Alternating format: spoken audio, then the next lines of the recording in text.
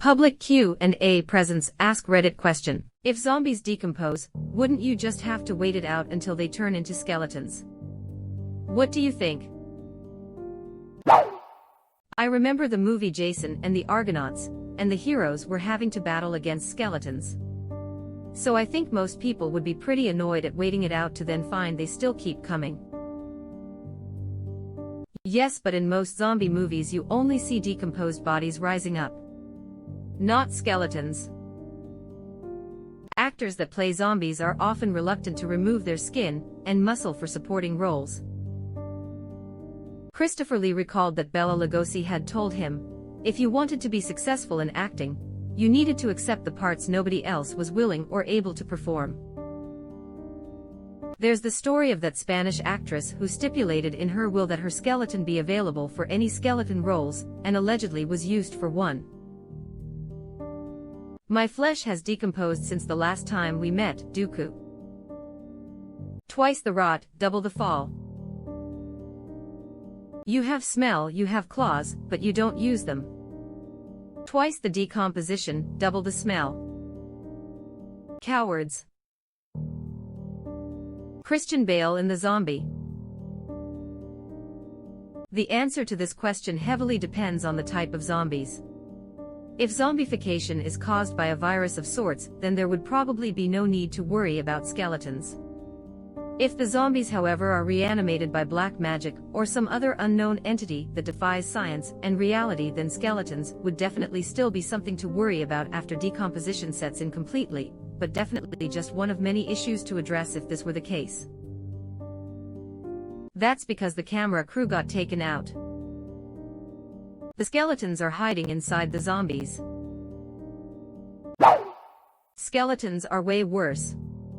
They utilize weapons and armor, and have demonstrated rudimentary military tactics.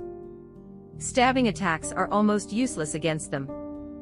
The only upside is that they can't sneak up on you because of the xylophone music that always accompanies them. Spooky, scary skeletons.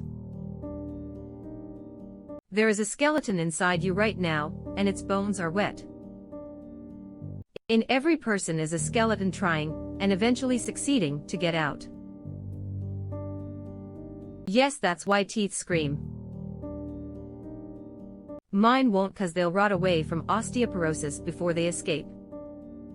I'll use that next time in flirting with someone. There's a skeleton inside me right now, and its bones are wet, smirking face. I want to be a skeleton so I can play my ribs at birthday parties. I see no reason why this wouldn't work. TBH, you could probably make a costume that'll work. Oh no. I am going all the way. Hand me the knife. But zombies are animated by a virus, while skeletons are animated by magic. So once the flesh is gone, the zombie virus would no longer have any effect, and the skeleton would be harmless unless it was reanimated by a mage. I am still waiting for a zombie show or game that starts as the standard virus zombies thing, but the mid-season twist is fucking necromancers. I think I have my next D&D campaign idea. Rot in warm weather or freeze in the cold. This is one of the reasons why I always thought a zombie apocalypse would end very quickly. I think it was World War Z, that the zombies froze in the winter but would reanimate after thawing. This resulted in a lot of refugees fleeing north, which caused all sorts of other problems like exposure and resource shortages. WWZ zombies can also walk along the bottom of the ocean, which just brings up a whole slew of new problems. The water pressure of the ocean would have flattened them. But then again, that's assuming the fishes and other sea animals didn't get to them first before hitting the bottom. But during the winter, wouldn't you just have to chop their heads off while they're frozen? Yes, but you've got to track them down, dig them up, and try not to suffer from exposure yourself. During an active zombie apocalypse, it would be difficult to find the time to devote to anything other than staying alive during winter. If society is on the rebound, the winter purges have to be meticulously organized and tracked. You can't risk leaving even a single Zed behind. So you need numbers, organized search patterns, supplies, etc. Yep, that was actually addressed in the book as well. Every spring thaw, there would be some zombies that would show back up. In the early winter, after the freeze settles in, they would send out zombie hunting parties to hunt down frozen zombies since they were much easier to kill then. Honestly, if you haven't read WWZ, check it out. It's a well thought out and well written zombie story. Well, set of stories, actually. Brooks addresses the lack of decomposition as well. Infected cells are toxic to everything, even bacteria. There is a chapter about military dogs having to be trained not to bite zombies, because it would kill the dog if they ingested any of the flesh or fluids. Oh, I have definitely read WWZ. Probably my top zombie fiction ever, it's so chillingly real. Brooks's newest book is the same kind of realistic fiction take on Sasquatch, and it's not quite as good but still very much worth a read. Yeah, before technology, winter in Europe was one of the hardest things for human life, wasn't it? You'd be basically back to living in those times if it's an apocalypse. Why would you be back to those times? It's not as though humans have magically forgotten all of their past knowledge. What is to stop the creation of generators, solar panels, and wind turbines for electricity? Supply chain. To make solar panels, you'd need a semiconductor clean room to grow large single crystal pieces of silicon. Someone has to mine and refine that silicon, transport it, produce electricity for all the various steps, get petroleum and refine it to gas, etc. Modern tech requires millions of people working together to make it. In an apocalypse scenario, the chance that every step of these huge supply chains is still functioning is low. This is true, but it would be a slow slide, not overnight. A lot of our equipment would continue to function, diesel generators, and the like for many years to come, and libraries wouldn't vanish. Before I was a software engineer, I was an electrician, and give me access to a well-equipped tool shop, a ready supply of engines, and I could whip you up a piss-poor but better than nothing generator. We'd end up with a weird mishmash, a base technology level somewhere around the late 19th or early 20th century, but with access to computers, etc. Many computers will run for decades if looked after like they were precious, and they would be, not to mention smartphones, which without a mobile network, are just an incredibly powerful lightweight computing device that can store huge quantities of knowledge. Like all the maps for the country you are in, the majority of the relevant parts of Wikipedia, etc. I also heard on a podcast one time that people never consider how many zombies would be lying in wait by accident. Sure, they may thin out during the winter, but all it took was one bite to start the apocalypse last time. All it might take is the springtime after. What if the outbreak is over and a kid walking in the woods stumbles over a barely alive zombie just uncovered in the snow? This could happen even years after if we account for snow slowing decomposition down, or whatever rules we decide on for the zombies. And every new zombie just prolongs how long we have to wait it out. Too bad there are billions of us smiling face with open mouth and cold sweat. Edit. No, I haven't read World War Z, and one don't particularly want to, but apparently this happens there. Also, zombies aren't real, so please stop replying telling me what would happen to the bodies. It's science fiction, guys. Didn't Max Brooks cover this idea in World War Z? It's been forever since I have read that book, so I can't remember for sure. I also have a vague memory of zombies being underwater along beaches and shores that would sometimes wander up and back towards society. You're correct on both accounts. The zombies in the snow one was an interviewee whose job was to go decapitate thawing zombies each spring. I think her story was also about her family's initial running away from the zombies and finding the new problem of food scarcity, unfair resource balance, etc. with other families that had similarly run north. Yup, CNN told people to go north to escape the zombies, so people drove north in RVs, they just rented with no supplies, so there were huge refugee camps. Donner passing it in the Canadian wilds. Jumping in this thread to heavily recommend the unabridged audiobook version of World War Z, excellent cast and story. It's so good. Brooks' new book is equally well done in audiobook format. Same journalistic style, but with Sasquatch this time. I swear the man was made for radio. He did WWZ, and also a survival guide with other accounts. Yeah, he covered the possibility of zombie resurgence in cold climates, and he created rules for why zombies didn't decompose quickly as well. World War Z is one of the most thought-out zombie universes there is. Yes. There are some horrifying descriptions of zombies attacking a submarine, and discussions about how weather factored into how different places were or weren't devastated by the apocalypse. Basically, WWZ the book describes the fight against zombies not as an every man for himself situation, but as a war. Incredibly effective. Now you've made me want to reread it.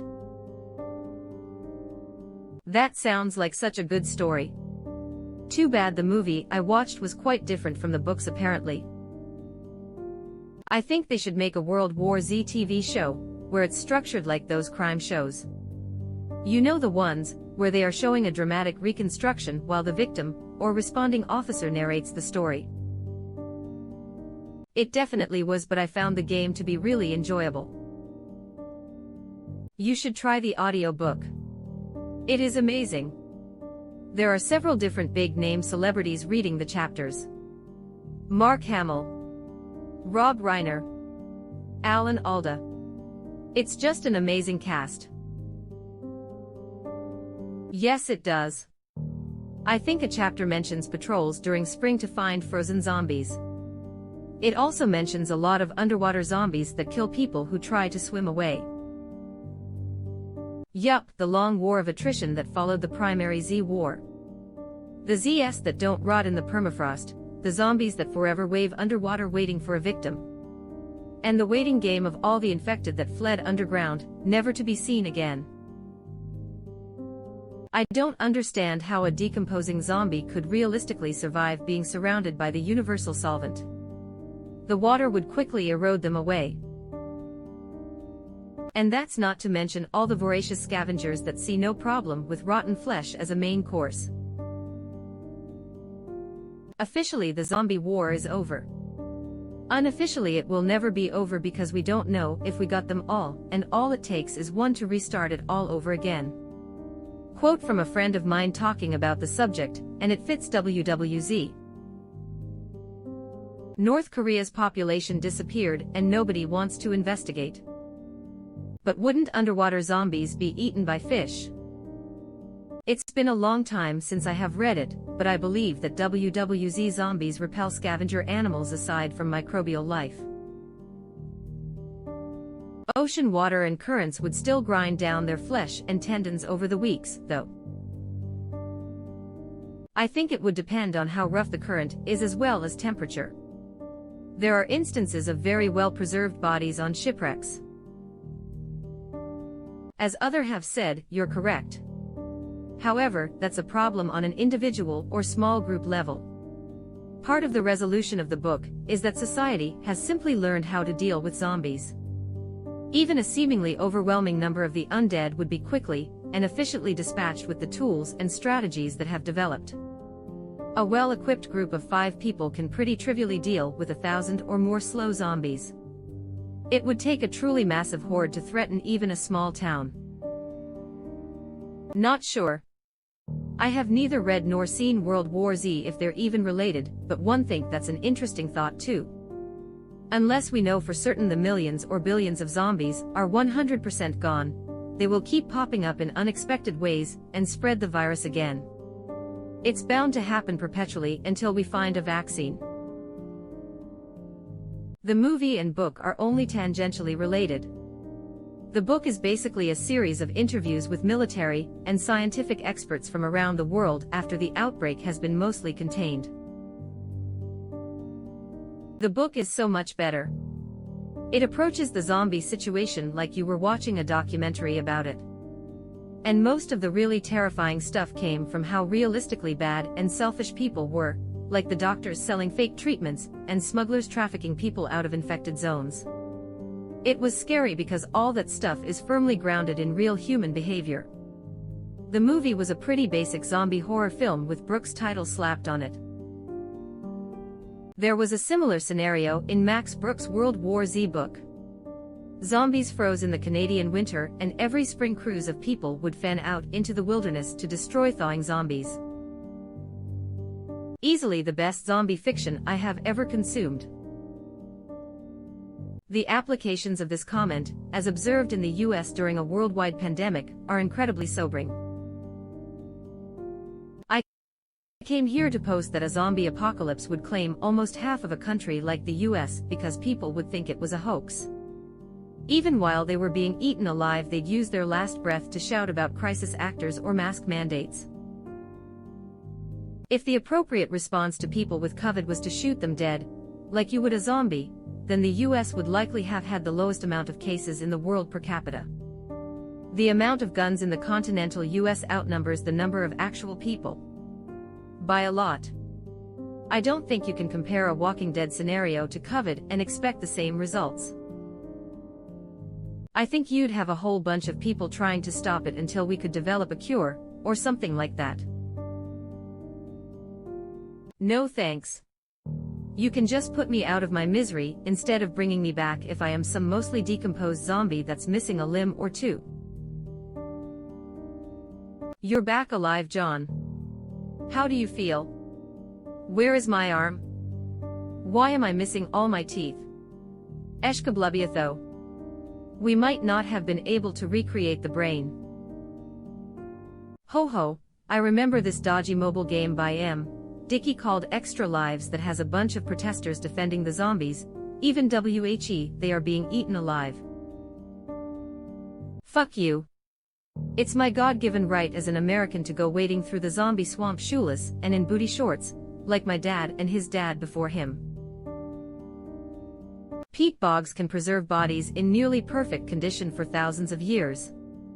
And wandering into a marsh is exactly the kind of stupid behavior I would expect from a zombie. Nah, that's smart zombie behavior. Stupid human behavior, though. Would be over nice and quick here in the UK. Summers are moderately hot but never bone dry, and winters are cold and wet. Temperatures might hit freezing for a few weeks of the year, but it would be mostly decomposing weather all year round. This is the type of situation that happens in the World War Z book. The zombies freeze in winter but thaw out in spring. They also follow people into water and just float around or exist under the surface, making tons of areas uninhabitable or just straight-up traps. Have suicide bracelets that explode upon infection. The human body doesn't freeze until it is near 0 Fahrenheit. Too much salt in our systems. Pretty significant parts of the globe never get that cold. My internet search history has gotten weirder since I started writing. But the zombies would experience frostbite and lose parts of their flesh due to decreased circulation, like with what happens with leprosy. The idea of that is they experience circulation. Obviously their bodies are rotting, so they do not have circulation, or they would die immediately. They are undead. Which means in most definitions they are dead. The idea they require air, and thus oxygen and blood, is a misnomer. They are dead and their bodies are rotting.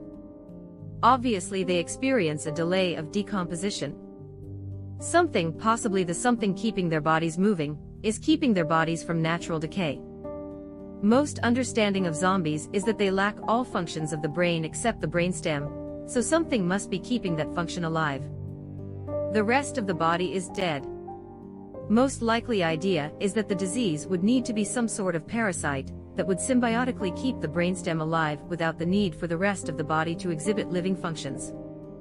It would also need to, in some way, slow decomposition.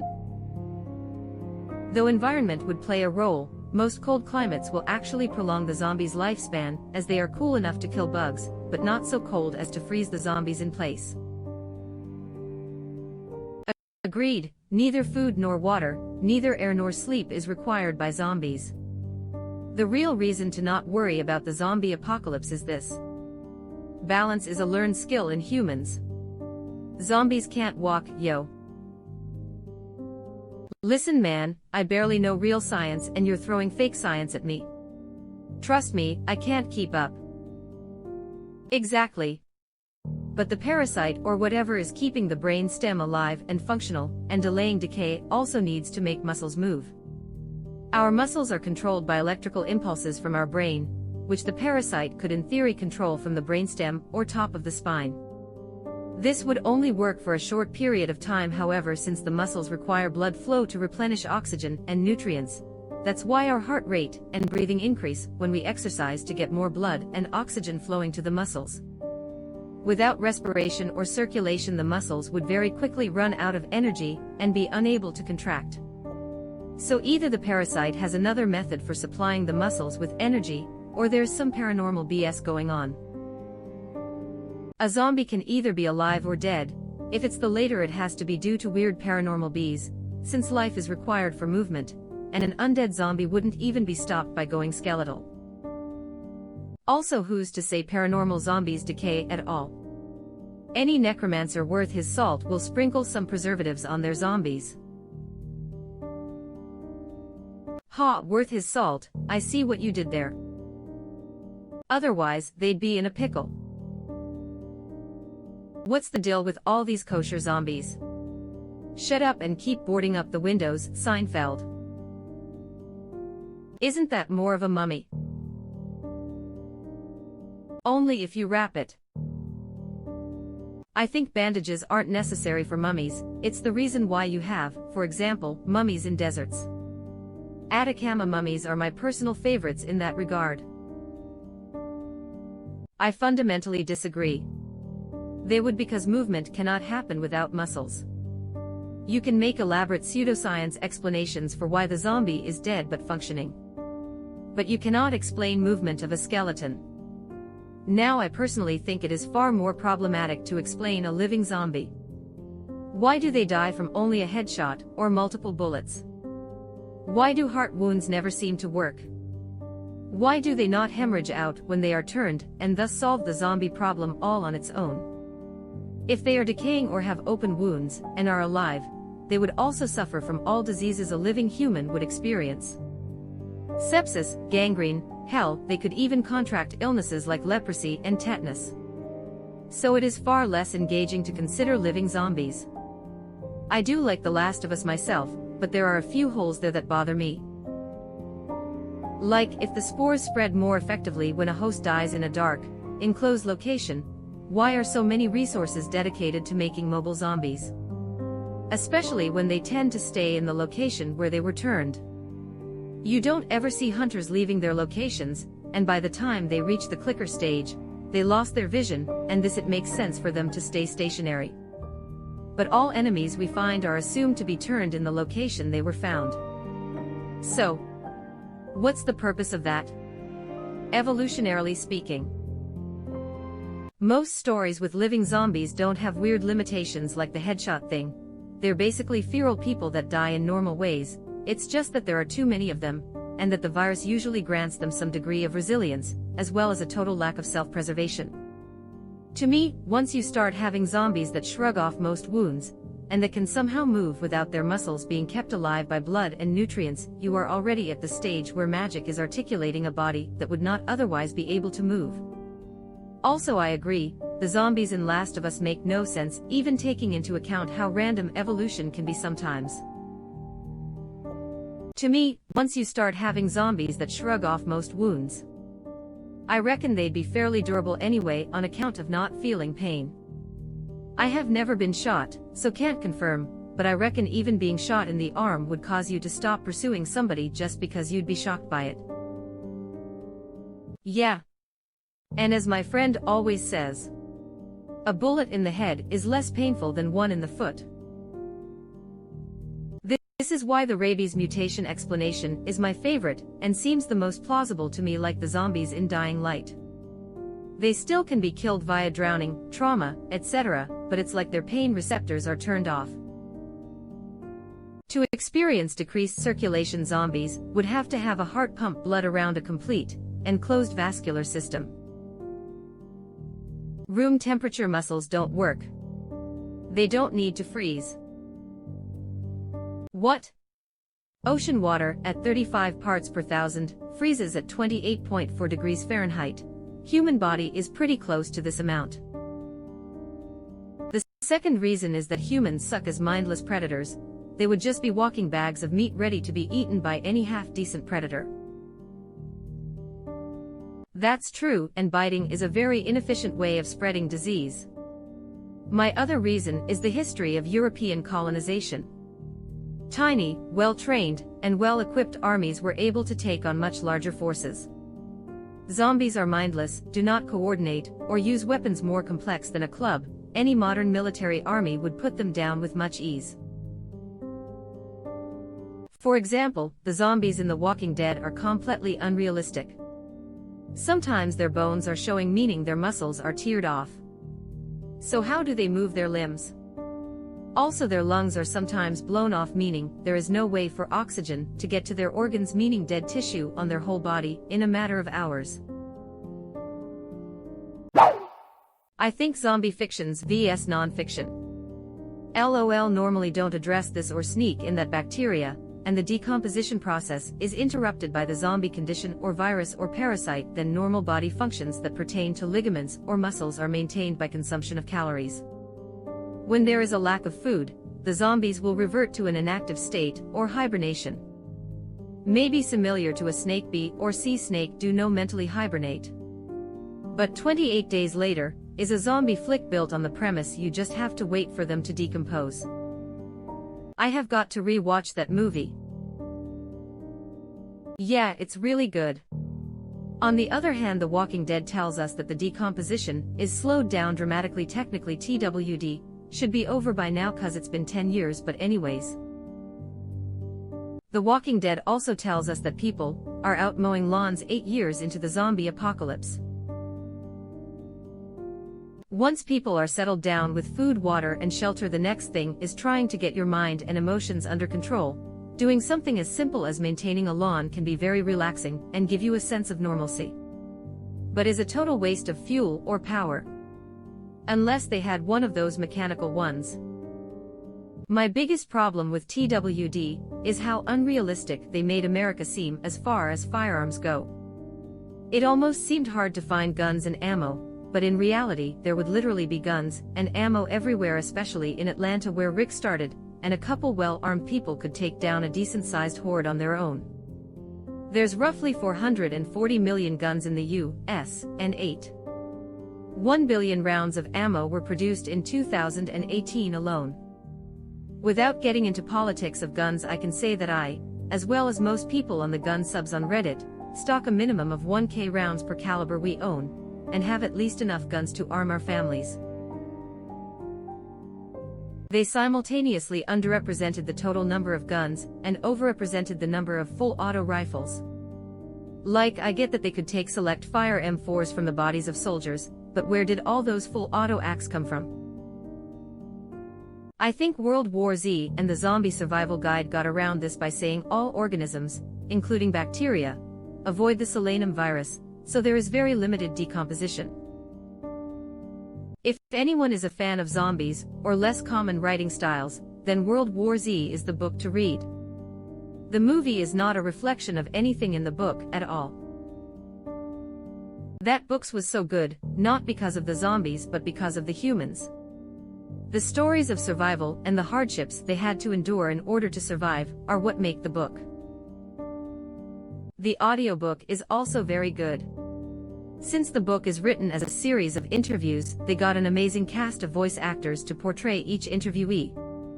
Nathan Fillion, Simon Pegg, Alfred Molina, Mark Hamill, Alan Alda, Paul Sorvino, Jerry Ryan, Renee Obernois, Henry Rollins, Carl Reiner, John Turturro, and the list just keeps going.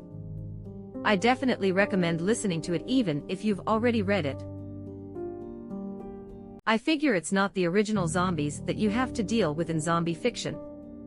We can't get people to wear goddamn masks, and we're going to count on them taking proper precautions in a zombie plague. They're the reason The Walking Dead lasted over 10 seasons.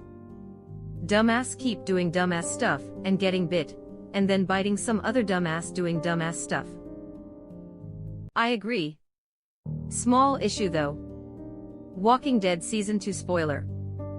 They all turn to zombies when they die.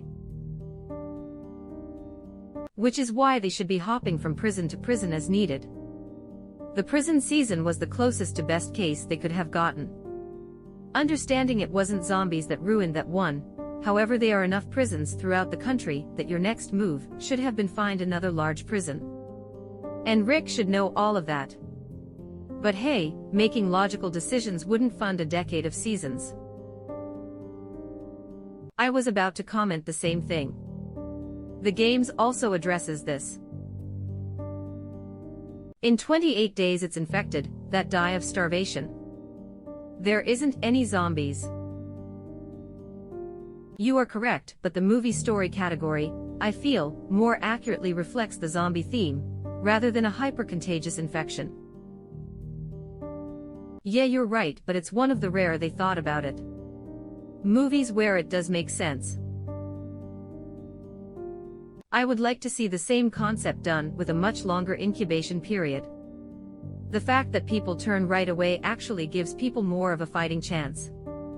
But knowing that the people around you might be infected or contagious and not even know it, because there are no bites to show for it, is a much scarier concept. Really cranks up the paranoia, especially when we've come to realize how fucking stupid the general population can be about scientific concepts and quarantines. It could easily be a movie about how it took 3 or 4 months for society to crumble, and we even had a fighting chance of getting it under control. Yet we fucked it up because it was a slow boil and not enough people took it seriously. Imagine if everyone went about it the wrong way because they watched too many zombie movies and thought that it was simple. Don't get bit and shoot them in the head, they keep saying, when what they really need is to take antifungal medicine and not congregate. But the medicine ends up in short supply because everyone was in denial about what the disease actually was and they don't make enough. Everywhere there's violence and protests and arguments and political bullshit and paranoia, and worldwide panic, and eventually all-out warfare as people desperately try to cross borders with weapons or start firing off missiles at other countries. By the end, the zombies are the least of anyone's worries. The movie ends with a small community of farmers quietly tilling a muddy field filled with mortar shells and debris. A fungal zombie wanders over, one of the farmers wearing hospital scrubs hits it with a shovel, downs a few pills, and goes back to work. Camera pans out and you see barren cityscapes strewn with destruction and bomb craters. Everything is silent. Some birds chirping. Judging by the current response to a contagious disease or stay-at-home orders, I would imagine zombies will be well-fed and plentiful for months. The amount of maggots and flies in the world would be staggering. I think you would have to wait that plague out as well. Flies are one thing, but imagine biting ones. Like a city full of horseflies. You don't want to leave your little apartment or open that window up for a few months now, do you? I hope you got some seasons to catch up on, and are willing to be some TV zombie yourself. But they die off quickly as soon as the food source is gone. Flies can clear a large animal of all soft tissue in a week or 2, then they die and that's it. I think blow flies live for about a month, so it wouldn't be that bad. In the fun ones, everyone is infected and they turn zombie when dead or bit. Outbreaks clean up quickly, but it just takes a heart attack in the mall to start once again. We'd probably develop some kind of Fitbit that monitors your pulse and just beeps really loud when you're about to die. Maybe it explodes. Figuring human ingenuity would win out. Maybe it explodes. Sound, you don't want a possibly gliked or hacked explosive on you at all times. No. Are you not looking around? At least in the US, people are going to be like, I don't believe in zombie flies, and they'll just add more and more bodies to the heap for flies to eat. Then it will be the but my economy people that get added and on until it's just you and me left. Ha ha ha ha ha ha. Murica. FN zombies took our jobs. Can you imagine once they die and there are just thousands of tiny spots that you walk on that squish and crunch? I can imagine that, yes. The question is, do I want to imagine it? 100% this. COVID-19 has shown me that regardless of how slow and stupid the zombies are, we are fucked. It turns out mankind is the slow and stupid zombies. Yeah, I listened to a podcast on this and also read a couple of articles, and the decomposition process with all the insects and the elements would end the threat of being overwhelmed by zombies relatively quick. Also, wear a heavy coat with a shirt underneath, and then try to bite through it. It's not happening. One guy in The Walking Dead actually had the idea of making a biter-proof outfit. Then for some reason nobody decided to pick onto that idea. Do we want to make armors or stinky costumes that make us invisible to them like we did since the frigging first episode? Or be idiots on clean sleeveless shirts for 11 seasons? The choice is yours, Rick, you are our leader. The funny part is that in later seasons the guys that have zombie odor and armors as their daily clothes are the groups that survive the most, and everyone in the main group is like, what? We never think that we can use that shit for more than a chapter or episode. They are too busy mowing lawns and arguing to think of protection. Mowing lawns made me laugh. One of their members is blind because he got that in the wrong place for 10 minutes. It's not practical to be covered in rotting guts all the time when zombies are mostly a minor threat to them now outside of large groups. Or they could have gone with armor and covered that with zombie guts. Double protection. I watched a handful of episodes of The Walking Dead when it came on Netflix, and I just couldn't get past the repeated ludicrous stupidity in it. I mean, the military-trained cop flees the trashed hospital and goes past piles and piles of clothing, vehicles, and other equipment to go a few miles home on foot in his hospital gown. Fussing over a bag of guns in Atlanta, Georgia, where there's dozens of gun and pawn shops full of guns. Hotwiring a late-model Dodge Challenger like it's a 1957 Chevy. Swapping for parts for your shitty 1970s RV when there's camping lots full of brand new ones sitting around for the taking. The whole thing was ridiculous. Give it 9 or 10 more seasons. It will get way worse. Humans aren't the best biters, that is true. Unless we are talking transformative movie magic where death turns you into this man-gator. What is the name of the podcast, if you don't mind? I believe it was called The Watching Dead. One of the articles was from Cracked. I can't remember where I saw the other. You have a good point. In some variations of the zombie story, the virus that reanimates the corpse also slows the decomposition. This was the case in World War Z, and is alluded to in The Walking Dead. In other instances, the zombie doesn't care about the decomposition level and just wants brains. The zombies in 28 Days Later weren't true zombies, as they were still living and breathing humans, just with their aggression levels spiked at 50 on a scale of 1 to 10. They withered away as anything will that runs out of food. Short answer, it depends on the writer what the rules of the zombie are. This was the case in World War Z. As memory serves, there was also something about the infection that caused scavengers and predators to avoid the infected. I think you're right. It's been a while since I have read it, so I don't remember exactly where that came up, but wasn't there a chapter where a scientist explained what they knew about the virus? IIRC, it slowed decomposition, made the corpses undesirable to scavengers or bugs, and also explained why they only want to feed. Something like it reduced the entire brain function to locomotion and hunger. Yes, and they decompose slower than they should, as though only a few strains of bacteria or fungi can consume them. At least they can't run. Being infected with dangerous pathogens would cause the zombies to simply not see you. They beat it in the film by creating a vaccine, which essentially just faked you being sick with Ebola or some shit. In the book they just cut everyone down. I think zombie flesh is poisonous to scavengers, so animals quickly learn to avoid zombies. World War Z, best audiobook ever. I only own the abridged version. I know they went back and recorded much more of it later on. I need to go pick that up too. It truly is a stellar audiobook. Skeleton War seems a lot more intimidating. I'll take my chances with the zombies. Are we being somewhat realistic here? Because those skeletons aren't moving without corresponding musculature and connective tissue. Skeletons are magic. The same magic that animates them allows them to use weapons, which in this modern age would include guns. Skeletons op. Absolutely correct. I saw this documentary once, Masters of the Universe, I think it was called. They had this one guy who was basically a magic skeleton. He was all purple with a yellow face, though I am guessing that's the decomposition, or he might been wearing a bodysuit to hide his embarrassment. But the point is, definitely a magic skeleton, and a pretty strong dude too.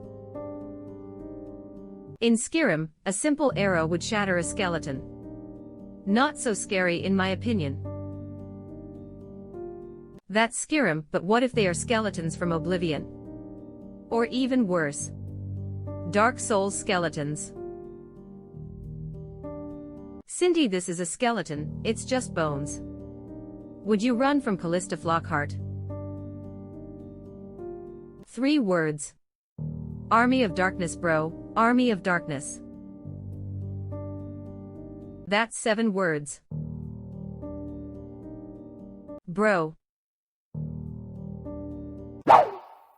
If zombies decomposed into skeletons, I would just murder the hell out of them with my diamond sword. Too much work. I would just shoot them. That also works. Would axes be faster though? Wow. You are still with us. Thanks for being such a nice person. As long as you are here, why not like this video and subscribe to our channel? Also, you can press the bell icon, so you won't miss any future uploads.